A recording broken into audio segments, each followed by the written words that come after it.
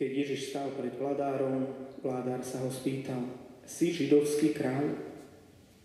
Ježiš odpovedal: Sám to hovoríš. A keď na ňo veľkňazi a starší žalovali, nič neodpovedal. Vtedy sa ho Pilát opýtal: Nepočuješ, čo všetko proti tebe svedčia? Ale on mu neodpovedal ani na jediné slovo, takže sa vladár veľmi čudoval. Na sviatky vladár prepúšťal zástupu jedného väzňa, ktorého si žiadali. Mali vtedy povestného väzňa, ktorý sa volal Barabáš. Keď sa zhromaždili, Pilát im povedal: Koho vám mám prepustiť? Barabáša alebo Ježiša, ktorý sa volá Mesiáš? Lebo vedel, že ho vydali zo závisti. Keď sedel na súdnej stolici, odkázala mu jeho manželka: Nemaj nič s týmto spravodlivým, lebo som dnes vo sne veľmi veľa vytrpela pre neho. Veľkňazi a starší nahovorili zástupy, aby si žiadali Barabáša a Ježiša zahubili. Vladár sa ich opýtal: Ktorého z týchto dvoch si žiadate prepustiť? Oni zvolali: Barabáša. Pilát im povedal: Čo mám teda urobiť s Ježišom, ktorý sa volá Mesiáš? Všetci volali: Ukrižuj ho. On vravel: A čo zle urobil? Ale oni tým väčšmi kričali: Ukrižovať ho. Keď Pilát videl, že nič nedosiahne, že pobúrenie ešte crasta, vzal vodu, umyl si pred zástupom ruky a vyhlásil: Ja nemám vínu na krvi tohto človeka. To je vaša vec. A všetok ľud odpovedal: Jeho krv na nás a na naše deti. Vtedy im prepustil Barabáša, Ježiša však dal zbičovať a vydal ho, aby ho ukrižovali. Počuli sme Božie slovo. Bohu vďaka.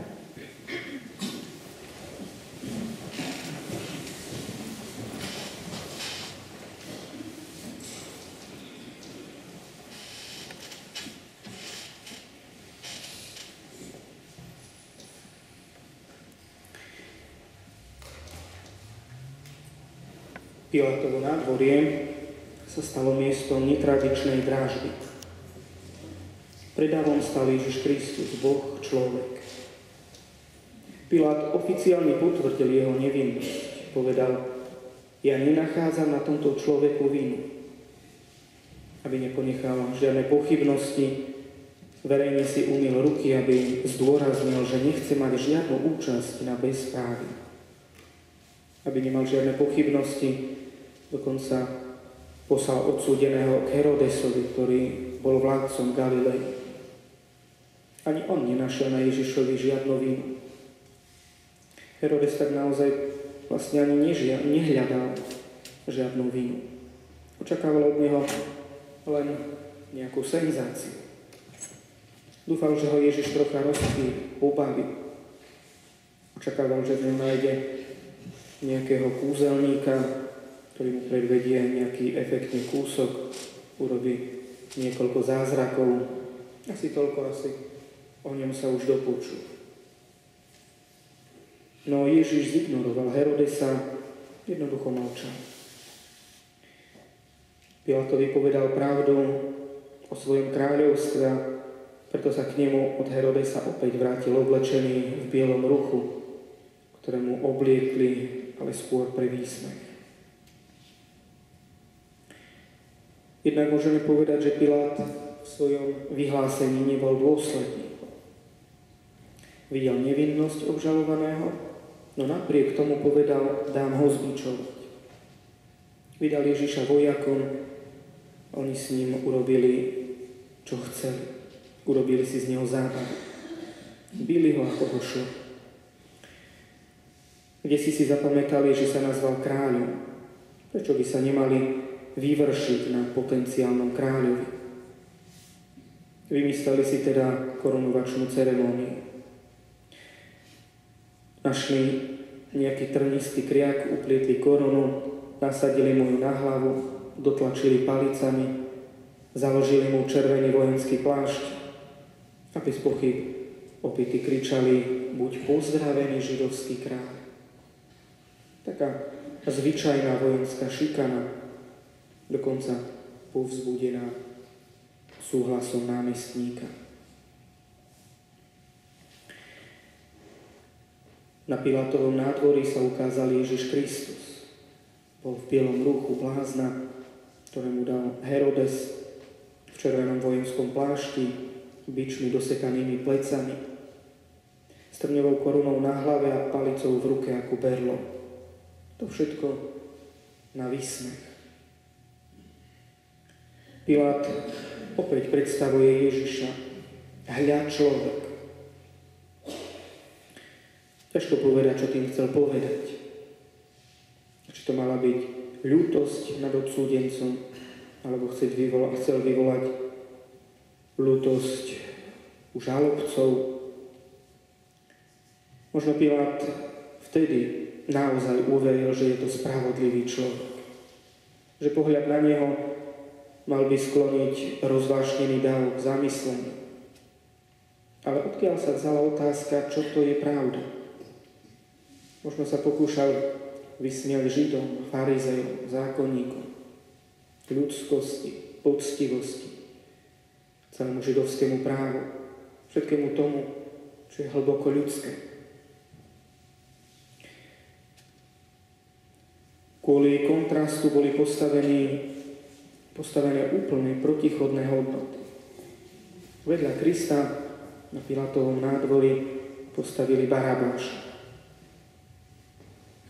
Pilát chcel Kristových žalobcov šokovať.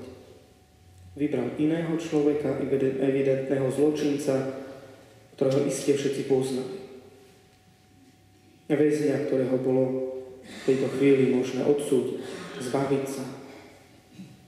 Barabáš bol vrah. Takéto máme svedectvo Evanjelia. A tu začína zvláštna dražba, v ktorej ide o život. Barabáš, ktorý čakal vo väzení na smrť, asi nechápal, prečo ho predviedli pred tribunál. Bol si vedomý svojich zločinov, bol odsúdencom, čakal na vykonanie výroku. Možno myslel, že ho vyviedli vykonať rozsudok. Namiesto toho zaznelo, ktorého z týchto dvoch si žiadate prepustiť. Podľa všetkého Barabáš Ježiša nepoznal. Bol niekým úplne iným. Mal svoju spoločnosť, zaiste poznal mnohých zločincov. Vraždil, okrádal. Jednoducho zločinec z prostredia zločincov a vrahov. Šanca, že si zachráni život, v tejto chvíli bola úplne mizivá, ale určite ako každý človek, ak sa ukázala možnosť omilostenia, zatúžil po Ježišovej smrti. A smrť totiž bola pre jeho jedinou záchranou. Ale vráťme sa k Ježišovi.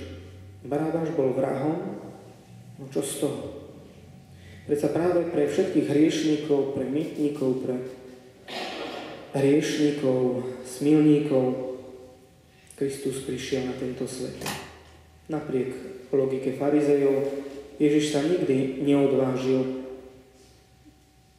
oddeliť od hriešníkov. Neodvrácal od nich svoju tvár. Dokonca ich bránil. Bránil tých, čo poblúdili. A to bol mnohonásobný dôvod pohoršenia pre tých vraj slušných. Kristus sa vyjadril, nie je zločinu, nie je hriechu, ktorý by Boh nechcel odpustiť. Pod jednou podmienkou, že človek dokáže povedať, Otče, zhrešil som. Barabáš teda nemá dôvod nenávidieť Ježiša. Chce jeho smrť, lebo v nej vidí jedinú šancu na svoju záchranu. Kristus má ale veľmi ďaleko tejto Barabášovej logike. On predsa neprišiel súdiť, ale spasiť. Postavenie Krista a Barabáša pred ľuďmi, pred celým svetom, je pre nás ako symbol. Je to zostavenie spravodlivosti, lásky, odpustenia a spásy z jednej strany a podlosti, špekulánstva, zločinu, klamstva, všetkého toho najhoršieho z druhej strany. Takáto drážba sa odohráva neustále. Hľa človek. Alternatívna voľba dobrá a zla je pred nami neustále. Barabáš je symbolom ľudskosti zaťaženej hriechom, počatia od Adama a Evy až po posledný hriech, ktorý bude dokonaný človekom. Medzi ľudskosťou a Kristom sa odohráva drážba života a smrti, pravdy a klamstva, dobra a zla. Rieši sa otázka, či je človek pripravený zodpovedať za svoje hriechy. Ale možno sme ešte príliš slabí. Možno len Kristus dokáže zobrať naše viny na seba. Dar zhromaždený na Pilátovom nádvorí kričal: prepusťte nám Barabáša, Ježiša ukrižuj. V tejto chvíli Barabáš získava slobodu. Kristus šiel na kríž. To volanie prepusť nám Barabáša, Ježiša ukrižuj znie neustále. Dodnes. Koľkokrát boli ukrižovaní spravodliví a vrahovia, rôzni špekulanti a podvodníci sedeli na tróne a smiali sa zo spravodlivosti. Dialo sa tak na prianie ľudí, s ich potvrdením, so súhlasom prostých ľudí. To oni tlieskali, ospravedlňovali, rozhrešovali rôzneho druhu zločiny. Bezstarostne hovorili: jeho krv na nás a na naše deti. Hľa človek. Tieto slova Piláta mali by neustále doslova hrísť naše svedomie a našu predstavivosť. Pilát možno len chcel ukázať väzňa v žalostnom stave. Nejakého zúboženého Žida, ktorého jeho rodáci chceli zabiť.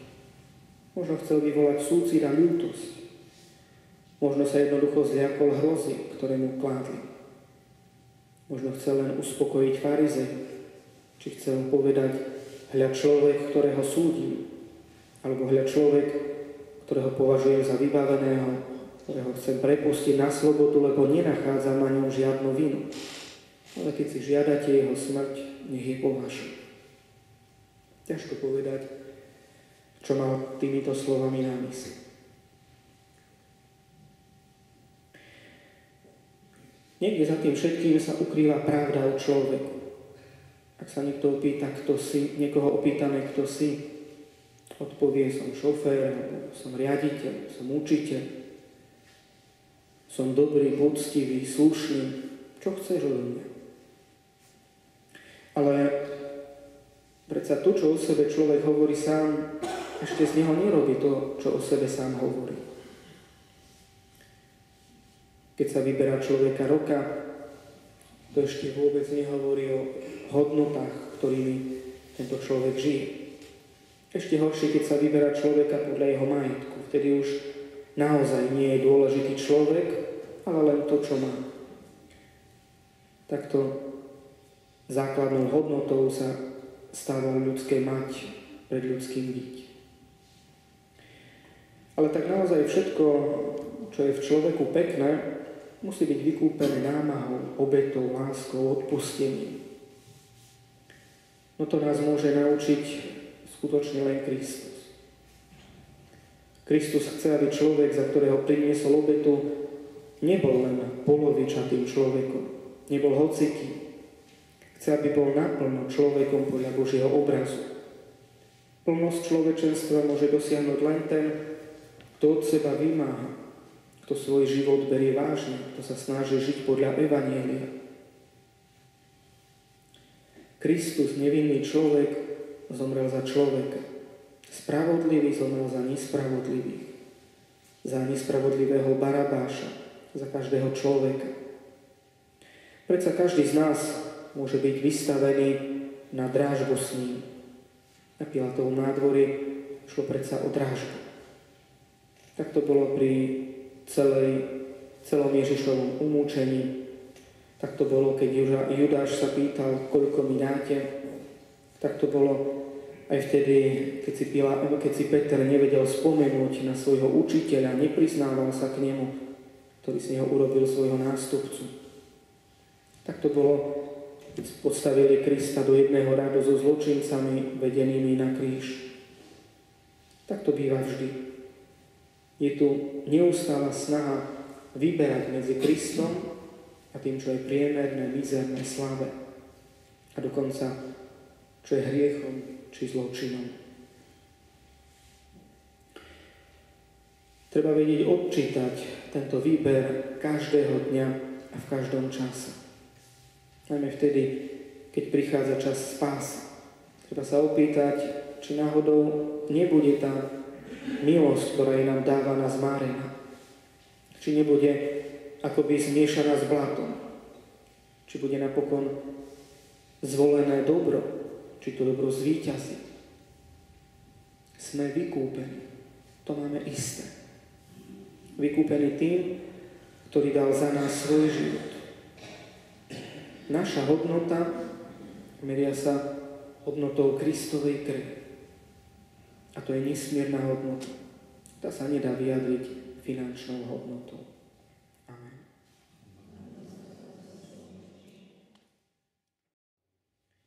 Pán s vami. Nech vás žehná všemohúci Boh Otec i Syn i Duch Svätý.